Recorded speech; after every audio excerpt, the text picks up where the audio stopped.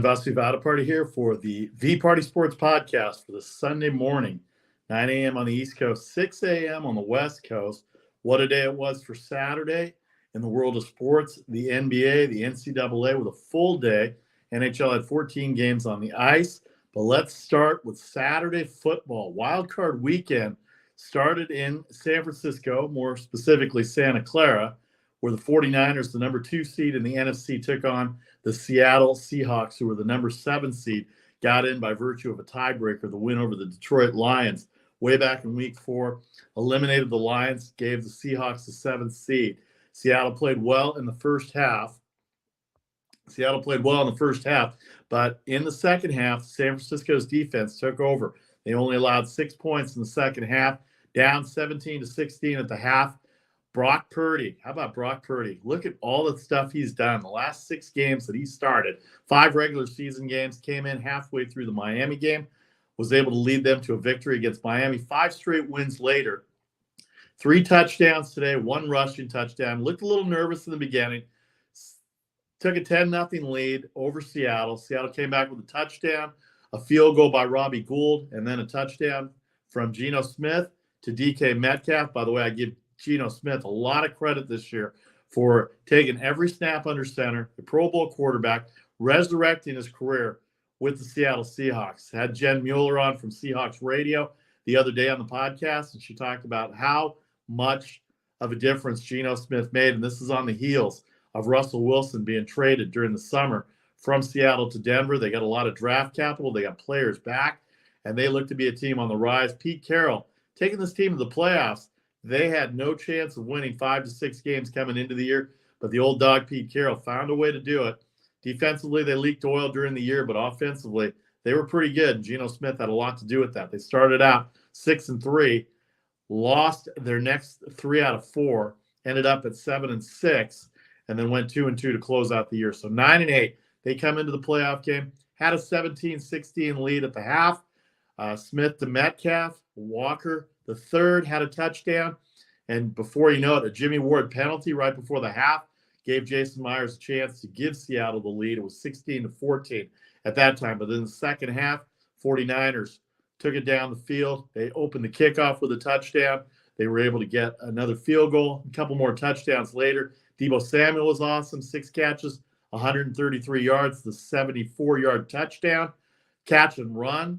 He had big catches, 6 catches for 133 yards. Christian McCaffrey, I told you the key to the game, 119 yards rushing, the big run to open the game of 47 yards. I think it was 47 yards, something like that. But anyway, 119 yards total for Christian McCaffrey. Elijah Mitchell had 2 touchdowns for the 49ers as well, too. And they go on to win 41-23, easily covering the 9.5 or the 10. Depending on what you had. It was 10 yesterday morning. By the time the game happened, a lot of people had some money on the Seahawks. But even then, and it looked good, 17-16 for Seattle at halftime, at a plus 9.5 or 10, 41-23, San Francisco, as they once again shut down the opposition in the second half. All right, let's get to the game of the day in the NFL. Wildcard Saturday night in Jacksonville, a miraculous comeback by Trevor Lawrence and the Jacksonville Jaguars. Doug Peterson called a masterful game in the second half. Bad luck, really, for the Jaguars. I know Trevor Lawrence looked bad. I watched every play of that game. 4 first-half interceptions. They were down 27-0 before they scored in the final minutes of the first half, made it 27-7. They held the Chargers. They held the Chargers out in the first possession of the second half. They were able to rally, and before you know it, it was 30-20. Late in the game, Lawrence moved him downfield. He had good running by ETN. Christian Kirk was outstanding. He caught a touchdown pass to make it 30-27. Joey Bosa got an unsportsmanlike conduct penalty on what he thought was a false start, complained too much. They took the penalty on the extra point, got to the 1-yard line where Trevor Lawrence just sneaked the ball over like that, sneaked the ball over the goal line to make it a 2-point game. Now, right there, if you had Jacksonville to begin with at plus 2.5, you're already covering, and all you had to do was get the ball back. And sure enough, they get a sack, they get a false start, they get 2 short plays, go out basically on 3 and out, and get the ball back. And sure enough, Jacksonville gets the ball near midfield. They go down on a couple plays, a 4th-and-1 play from the 38-yard line, a wishbone offense, 3 backs in the backfield on 4th-and-1. And you would think in today's NFL that they would just push Trevor Lawrence forward. Instead, a Travis Etienne run about 20-plus yards got them down into field goal range. The Chargers had badly used their timeouts. They used one early in the second half. They lost one on a challenge. They only had one left. And at that point, Brandon Staley was not going to use it. He let the clock run all the way down to 4 seconds before Doug Peterson called the timeout. Riley Patterson, who kicked a couple of field goals already, 36-yard game-winning field goal just inside the upright after the Kirk touchdown, the 2-point conversion. And there you have it, a 31-30 victory by the Jacksonville Jaguars.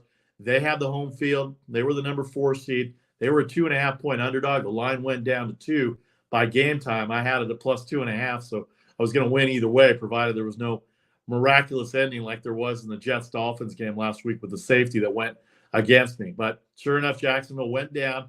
Lawrence was great in the second half. Now, those first half interceptions, I will say, Trevor Lawrence admitted he did not play well. They did not play well. The first pick of the game, second play of the offensive series for Jacksonville was an interception.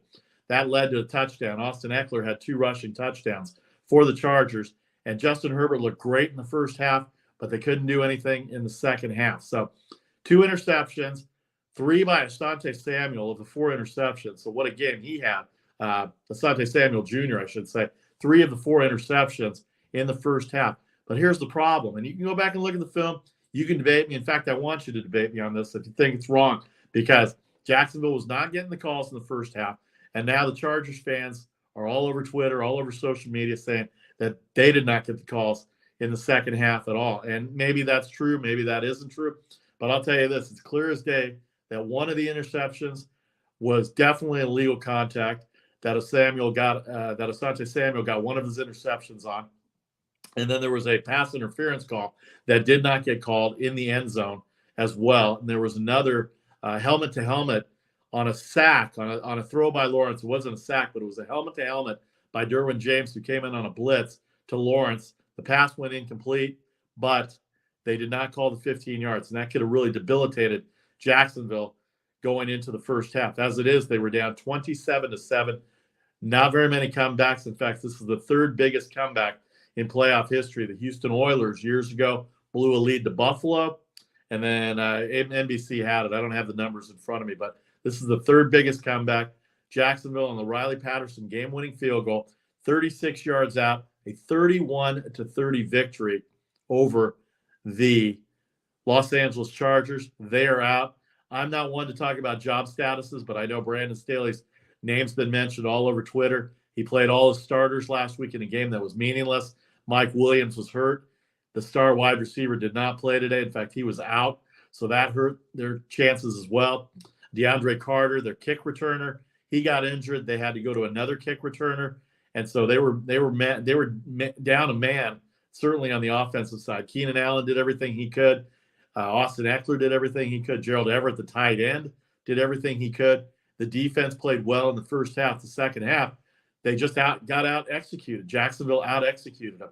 Kirk, Zay Jones, Evan Ingram had great game. He had a touchdown pass as well, too. Evan Ingram was great. Travis Etienne, the key to the game for Jacksonville, running the ball. They were able to run the ball with Travis Etienne. And, in fact, Lawrence even ran for one first down as well, too. So, all in all, the second half was a different game from the first half for Jacksonville. They wait and see who they play tomorrow after the 2 AFC games tomorrow, Miami, Buffalo, and then Baltimore and Cincinnati. They reseed. The NFL reseeds after every round. So if the Ravens or the Dolphins win, then the Jaguars will go play the Buffalo Bills next week. If they win their game, if they win their game, they'll have a chance to play the Buffalo Bills. If all the top seeds win, then Jacksonville will go play Kansas City next week. So in other words, if Miami wins or if Baltimore wins, the lower seed, they'll be lower than Jacksonville. So they'll get Kansas City, and Jacksonville will get the next game. And in fact, if Buffalo loses and Cincinnati loses, Jacksonville can get another home game. And wouldn't that be something if they get they won't get the Miami Dolphins, but if they get the Baltimore Ravens, they've already beaten the Ravens once this year. They beat them on a 2-point conversion and a late turnover by Lamar Jackson. We'll preview those games later on in the show. But as far as today goes, and my picks for the best bet segment, San Francisco minus 9.5, 41-23 win over Seattle. And the Jacksonville Jaguars plus 2.5, a 31-30. I will say half lucky. I will say thank you to Jacksonville for making a game of it. Not only making a game of it, but coming back to get that field goal by Riley Patterson at 36 yards. Out 2-0 for me today. Best bet segment has been very successful in the NFL, still near about 70%. First weekend of the playoffs, off to a good start with San Francisco and Jacksonville. By the way, San Francisco is the 2 seed. They will play the winner of Dallas or Tampa Bay on Monday night if the Giants win. If the Giants win, they'll get Philadelphia for the 3rd time this year. If they don't win, then the Minnesota Vikings will come in to San Francisco, to Santa Clara next week for the NFC divisional round. And then the 4 seed Tampa Bay Buccaneers or the 5 seed Dallas Cowboys will go play the Philadelphia Eagles. That game on Monday night. All right, so there you have it. San Francisco, Jacksonville, the 2 winners on Saturday. 3 games to preview tomorrow. Miami, Buffalo, the Giants in Minnesota, the Ravens, and the Bengals. All 3 of those games, they played each other at least once this year. Minnesota, the Giants played in Week 16. Giants lost on a 60-yard field goal at the gun. Buffalo and Miami already played twice, being out of the AFC East. They split that series, Miami winning at home, Buffalo winning on a Tyler Bass kick at home 4 weeks ago against Miami. And then Baltimore and Cincinnati, Justin Tucker had a game winner against the Bengals in Week 4. And then in week 3 or Week 4, I forget. But last weekend, the final weekend of the year, no Lamar Jackson, no Tyler Huntley. Anthony Brown had to start for the Browns, and even then, they played the Bengals close.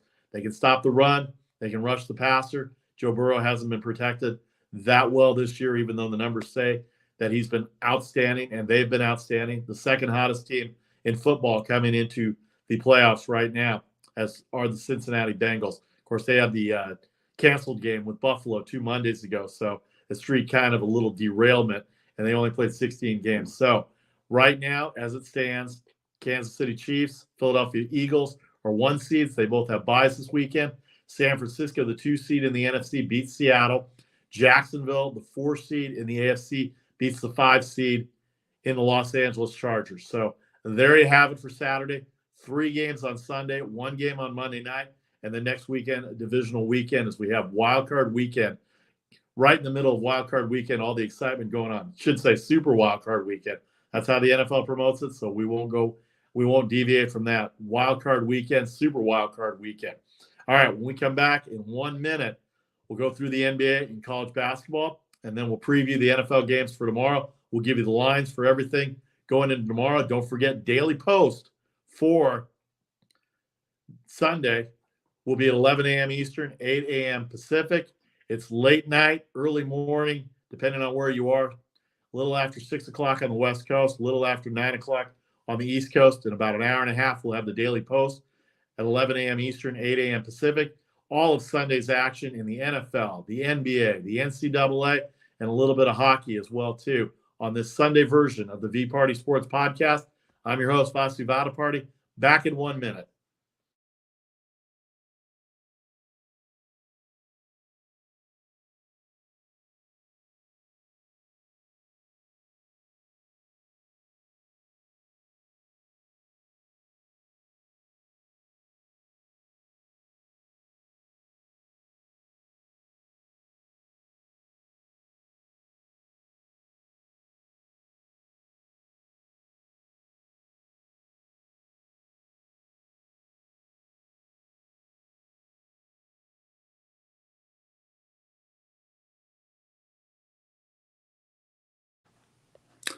Welcome back to the VPartySports Podcast. Vasu Vaddiparty here with you on this Sunday morning. Wildcard Saturday, the San Francisco 49ers throttle the Seahawks in the second half, 41-23. Let me give you some more numbers now that I have them with me. Mitchell, a 7-yard pass. He had the 1 touchdown. Deebo Samuel, 74-yard pass. This is in the fourth quarter. This put it away. Robbie Gould field goal, a 31-yard field goal. DK Metcalf caught the touchdown late in the game, had 2-point conversion, failed, and that worked out well because at that time it was 18, so there was no chance of a backdoor cover if you had the San Francisco 49ers. McCaffrey had a touchdown pass from Purdy after the big run, 3-yard pass there. That made it 10-0. Walker the third, and then a Gould field goal. Metcalf 50 yards, a Gould field goal, a Myers field goal from 56 to close out the half, and then Brock Purdy with a 1-yard run to open up the third quarter. They handled that drive for 7 minutes and 15 seconds to open the third quarter, and it was capped off by the Brock Purdy quarterback sneak. Then Mitchell, Samuel, and Robbie Gould, again, 41-17 at that point. Window dressing for Seattle, DK Metcalf, a 3-yard pass, 41-23. Niners await who they'll play next weekend. If Minnesota wins, it'll be Minnesota coming out west. If it's the Giants, then they'll face the winner of the Cowboys and Buccaneers, who play Monday night on ESPN, 5:15 Pacific time, 8:15 on the East Coast. Chargers and Jaguars, some of the numbers, 27-7 at the half, 24-3 in the second half for Jacksonville. Eckler, a 13-yard run. Dicker, a field goal. Eckler, another 6-yard run. Everett, a 9-yard pass. This was after an interception that made it 24-0. Dicker, a 23-yard field goal. Evan Ingram, with 24 seconds left, made it 27-6. Patterson added the extra point. Marvin Jones opened the third quarter with a touchdown, 6 yards, 27-14. Dicker on a 50-yard field goal, 30-14. And then Zay Jones wide open, 39-yard pass, made it 30-20. They went for 2 at that point. That failed. Got the ball back in the fourth quarter with 5:25 left. Christian Kirk, the 9-yard pass. And then three-play possession. I'm going to look at this right now because I wanted to see this. Last possession for the Chargers. It was 3 plays and a punt. The touchback, sacked for -7. Short right to Eckler for 4. Kelly to the 30 for 8 yards, and then the punt for 49 yards. It landed at the 21, and that's when Jacksonville ended up moving down. Lawrence with the short pass to Kirk for 12 yards there. Lawrence scrambles left in for 8 yards there, and then Trevor Lawrence to Kirk for 9 yards, and then Trevor Lawrence to Zay Jones for 5. Etienne on a 2nd and 5 for 4 yards, 3rd and 1. The incomplete pass, timeout by Jacksonville. That was with 1:28 left. And then the 4th down play that's heard around the world, definitely all over Florida. 16 yards around the right end for Travis Etienne Jr. He gets to the 25. They move it up to the 16-yard line. I'm sorry, for 25 yards. And then -2 yards, centered it up for Riley Patterson. 2 timeouts later, Patterson a 36-yard field goal. Penalty declined on the offsides. And there you have it, 31-30 for Jacksonville. Now, we gave you the box score. Trevor Lawrence, 4 interceptions, but 4 touchdown passes, 109 yards for Travis Etienne. He's the key to that game. Ingram had 93 yards on 7 catches. Kirk, 8 catches. Zay Jones, 8 catches. And then Jacksonville, in the second half, they were able to get to Justin Herbert a little bit. They sacked him 3 times. Meanwhile, the Chargers got to Trevor Lawrence only 2 times. Half a sack each by Murray and Sebastian Joseph Day, and then Khalil Mack with the other sack. Interceptions. Let's go to the interceptions here. Asante Samuel had 3, and then Drew Tranquill had the other one. That was the first interception of the game. Meanwhile, Jacksonville did not get a chance to get to Justin Herbert from an interception standpoint, but they did hit him a lot. They hit him 10 times in the game. So 31-30, there's your final score for Jacksonville and the Chargers. Plus 2.5 comes in for Jacksonville, and then -9.5 for San Francisco. All right, let's get to the NBA here a little bit. I want to talk about the NBA definitely Saturday. 7-game Saturday. Miami with a 111-195 victory over Milwaukee. No Giannis, no luck, no game. The Bucks and the Heat. Bucks now 27-16. Miami 24-20. As Gabe Vincent had 27 for the Miami Heat. Boston Celtics 122-106. That was Jason Tatum scoring 33 points. Boston did cover 122-106. They were an 8-point favorite going into the game, 232 the total. They stay under that game as well. Memphis a 130-112 victory over Indiana. They keep rolling. Memphis now 29-13. They're tied with the Denver Nuggets for first place, but they're in second as Denver has already had the head-to-head on them. They beat them once already. Memphis now 11-10 on the road. Indiana, who's been hot at home, and they do cover at home. They're 23-21, 15-9 at home, but they did not have Halliburton, and Memphis was too good today. Excuse me. Atlanta, 114-103 victory at Toronto. Trae Young played well. He scored 29, DeJounte Murray 27. That was what Atlanta envisioned when they traded for DeJounte Murray from San Antonio, to have an all-star combination in the backcourt, and today it paid off. The last time they were in Toronto, Atlanta lost by 39 points. Today they get the 11-point victory, a 7.5-point underdog. Toronto was one of my picks based on what had happened the last two times, but today it was Atlanta. The Raptors made a valiant comeback in the fourth quarter, but end up losing 114-103. How about the Minnesota Timberwolves? Trying to figure out what kind of team the Minnesota Timberwolves are. They're in sixth right now. They're at 500. Everybody's bunched up between 5th and 10th. Dallas at 24-20, all the way down to Phoenix at 10th at 21-23. Portland at 20-22, just out of the race, and Oklahoma City 20-23. Minnesota got a 110-102 victory over the Cleveland Cavaliers.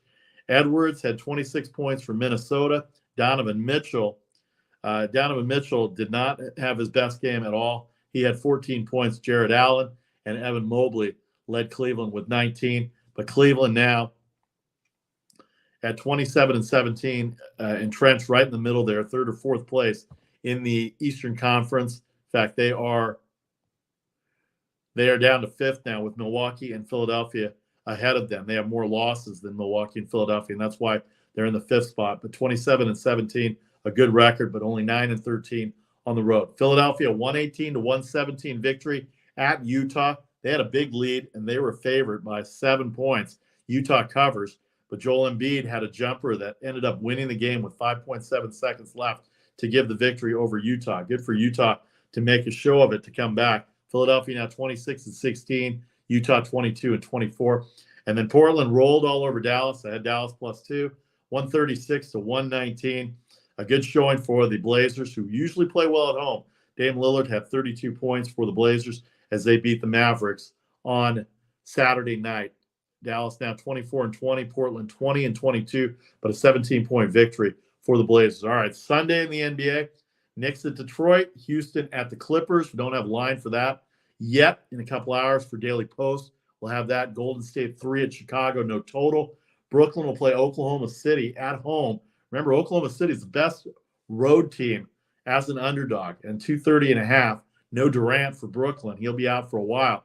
Does Oklahoma City come in with Shai Gilgeous-Alexander and Josh Giddey? 230.5 the total. You might want to look at that total as well, because they can score with anybody right now. Can Oklahoma City. Sacramento 7 at San Antonio. The Denver Nuggets will be without Nikola Jokic again. He'll miss a few games. They've got a 3-day break coming up after tomorrow. They have Orlando, 231 the total, -10. Orlando can score. They give up a lot of points. The way Denver played in LA Friday night without Jokic, they're as good a team as anybody in the NBA right now. I know people in Boston screaming right now, but Denver's very good, a 10-point favorite over Orlando. Portland 5.5 versus Dallas. They'll replay that game from last night. A 17-point victory, as we said, for the Blazers. Now they're 5.5. They were 2 last night, and already the line has gone up to 5.5 against Dallas. And then Philadelphia will visit the Lakers back-to-back days. Joel Embiid got the game winner tonight against Utah, a 4-point favorite against the Lakers in Los Angeles tonight. So that's what we have in the NBA. Let's go to hockey real quick. 14 games on the ice. Buffalo beat Nashville. Tampa Bay beat St. Louis. Colorado shuts out Ottawa 7-0. Columbus beat Detroit 4-3. Calgary held off Dallas. Dallas scored 3 goals in the third period. Held off 6-5. I did have Dallas today, so that's a loss. But I did have Boston, the red-hot Boston Bruins, 4-3 over an equally hot Toronto Raptors in Boston. Philadelphia, their rivals against Washington, they get a win. They haven't played well this year at all. 3-1 over Washington. The Islanders, a 2-1 win over Montreal. Carolina, 2-1 over Pittsburgh. That's a big win for Carolina. Carolina's playing well this year. The red-hot Seattle Kraken, how you doing up there in the Northwest? You got a baseball team that's playing well. You got a hockey team, 8-5 over the Blackhawks. Edmonton goes into Vegas after shutting out the Sharks On Friday, actually, they didn't shut them out. Sharks got a late goal, 7-1 Edmonton Friday night, but they get a 4-3 win in Vegas tonight. And then the best game of the day, my estimation, the New Jersey Devils, who are red hot, 28-12-3 now after their victory, 5-2 over the LA Kings, who are 25-15-6. Minnesota 2-1 over Arizona. They were a 380 favorite. Would you lay 380 on a hockey game? Boy, that's too close of a game for me. And the under 6 in that game. And then Florida beat Vancouver 4-3. Sunday in the NHL, only 3 games to talk about. The Montreal Canadiens will go back-to-back. They'll go to the New York Rangers. 290 the favorite, 6 the total there. Carolina, who's red hot right now, they're 265. They're playing Vancouver. The Horvat twins playing outstanding hockey. Bo Horvat's still third in the NHL in goal scoring, 6.5 the total. And then Winnipeg, about 350 against Arizona, and 6 the total. Winnipeg playing very well right now. They are on fire. And Arizona with that 2-1 loss to the Minnesota Wild. Yes, to the Minnesota Wild. But they will come back and play tomorrow with the Winnipeg Jets. And that's going to be a tough matchup for them. A lot of heavy favorites in hockey. Be pretty tough to take. Do you see any underdogs there? If you see any underdogs in the 3 games, let me know on Facebook, Instagram, and Twitter at VPartySports for the NHL picks as well. We have NBA as well. All right, one more break. We're going to hit the NCAA. Conference play abounded all day Saturday. We'll hit that for a few minutes before we preview Sunday's matchups for the NFL. This is a VPartySports Podcast. I'm Vasu Vaddiparty. Thank you for joining me this early Sunday. If you miss any of it, if you miss any of the broadcast now, replays coming up for the next few hours until noon Eastern. Look forward to hearing your comments, seeing your comments on Twitter and Instagram and Facebook. Vasu Vaddiparty here with the VPartySports Podcast. Back in 1 minute.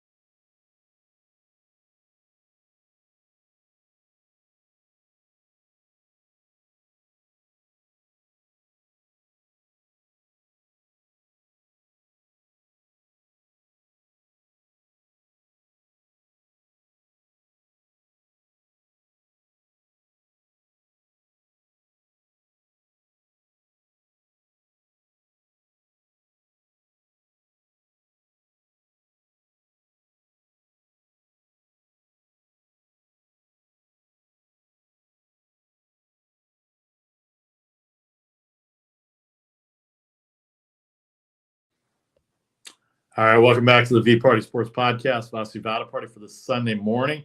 Once again, if you missed any of the show, get to the replays and catch up on all what's happened from Saturday. Give you a little preview of Sunday on the NFL. A little bit of a programming note here. We'll talk about college basketball. We'll kind of go over it a little bit. There's no games today in the ACC. There's a couple of games in the American, ECU and UCF. Memphis at Temple. On Sunday, there's 3 games in the Big Ten: Michigan Northwestern, Rutgers Ohio State, Iowa Maryland. Nothing in the Big 12. On Sunday, UConn St. John's and Xavier Marquette, both those games at noon Eastern. So we'll have those in the Daily Post for any picks. The MAC Conference, no games on Sunday in the MAC. Nothing in the Missouri Valley Conference. Actually, 1 game, Missouri Valley Conference. Missouri State -1 over Indiana State. Both teams playing pretty well in that conference. The Mountain West has no games on Sunday. Pac-12 has no games on Sunday. Neither does the SEC or the WCC. But we'll have all the Sunday action. Any best bets that we have for college basketball will be there on the Daily Post at 11 a.m. Eastern, 8 a.m. Pacific in a couple of hours while we go through the previews for the NFL as well as the NBA, NCAA, and NHL. On Monday's show, we'll recap all the college basketball from the weekend, a big Martin Luther King Day. In fact, we'll be back at 9 Eastern, 9 a.m. Eastern again on Monday before all the games start on the holiday for Martin Luther King's Day as well. Big day in basketball, big day in hockey, and then Monday Night Football with Tampa Bay and Dallas that night as well. So lots to do on Monday with that show coming up. All right, NFL previews. We talked about San Francisco and Jacksonville. They're already in to the next round. First game of the day, the Buffalo Bills will host the Miami Dolphins. No Tua Tagovailoa. He's out. Skylar Thompson, who got them into the playoffs last week, he's going to start. Teddy Bridgewater is also out as well, too. Buffalo and Miami playing for the third time. Buffalo lost to Miami in week 3, the very famous Ken Dorsey incident in the press box, throwing the computer and the notebooks around when Josh Allen could not convert on 4th down at the 3-yard line for that victory. But Buffalo lost that game. But then later in the year, a few weeks back, Tyler Bass gets the game-winning field goal, 32-29. So Miami has covered both games. Miami about a 14-point favorite right now, and that's because there's no Tua Tagovailoa there in this game. So see what Thompson has involved with that. They split the season series. Both games are close, but Miami did cover both of them. The Giants in Minnesota, they played a few weeks ago. Daniel Jones, Saquon Barkley lead the way. They're going to have to run the ball against this Minnesota team. Minnesota has 10 wins by 1 score. They were a 4.5-point favorite in Week 16 over the Giants. A miraculous comeback, a touchdown, a 2-point conversion, a field goal to tie it up. Actually, the field goal came first. The touchdown and the 2-point conversion came later to tie it up at 27. And then Greg Joseph, a 60-yard field goal to give them the win. Actually, it was tied at 24. Greg Joseph untied it with nothing on the clock from 60 yards to give a 27-24 win to Minnesota. Did not cover the 4.5. Here, they're a 3-point favorite. 10 wins by 1 score or less for Minnesota this year of their 13 wins. A couple of blowouts along the way. Giants defense has been good. They've been rushing the passer. They got to Cousins in Week 16. Secondary's played better. Justin Jefferson, obviously the key there, but you got Adam Thielen, and you've got T.J. Hawkinson at tight end. Dalvin Cook at running back. Lots of weapons for Kirk Cousins to use. See how well he uses them. But the Giants have Jones and Barkley. Daniel Jones has only thrown 5 interceptions this year, so he's been on a really good pace. Saquon Barkley was up near the top 5 in rushing for most of the year. And then a couple of games, and then the last game he didn't play, and a couple of games he had some off games while they were in their struggle, because they started off 6-1 this year and looked like they had a chance to challenge for the NFC East. Of course, Philadelphia, the number 1 seed, has the NFC East. Final game on Sunday. Bengals throttled the Ravens last week. They don't have to worry about a coin flip now. They have to host the Baltimore Ravens. No Lamar Jackson. Tyler Huntley still questionable, but it looks like he's going to play. Anthony Brown started last week. Cincinnati has to protect Burrow. Baltimore has to run the ball. Baltimore has to get to Burrow. He's been sacked a lot this year.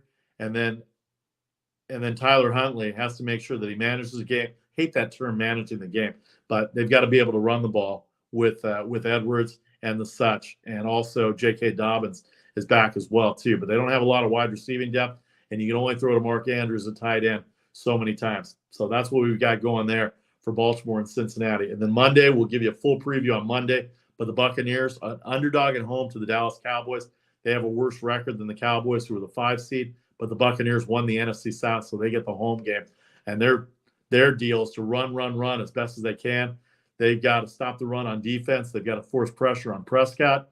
Prescott tied for the lead in interceptions, the league lead in interceptions, and they've got to protect him. Meanwhile, Brady has got to figure out how to manage the game.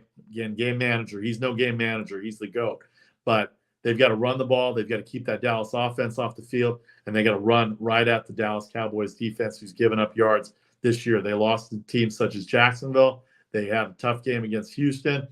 They lost to the Washington Commanders. Sam Howell's first career start for Washington. By the way, Washington said that they're looking at him, Sam Howell, University of North Carolina rookie this year, to be the QB1 coming into 2023. And he looked every bit a QB1 against the Cowboys last weekend in that 27-6 victory over Dallas at home. Kept Dallas from even having a chance at the NFC East, though the Eagles did win and ended up winning the East. So anyway, Buccaneers, 2.5-point underdog. Brady 7-0 all-time versus the Cowboys. We'll break this down on Monday for the show, 9 a.m. Eastern, 6 a.m. Pacific.